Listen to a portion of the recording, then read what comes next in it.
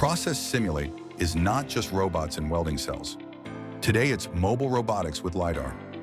In this scene, you see a whole bunch of small mobile robots moving through a labyrinth inside Process Simulate.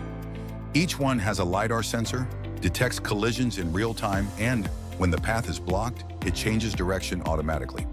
No predefined path, just a random navigation that finds its way through the maze.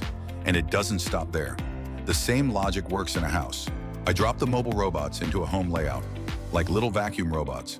They drive through rooms, detect walls, furniture, doors, and every time the LiDAR hits an object, the robot recalculates and continues somewhere else.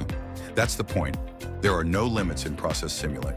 Robotics, logistics, mobile platforms, even smart home scenarios are possible.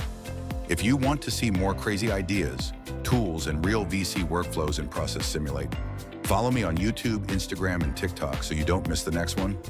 You're Ben.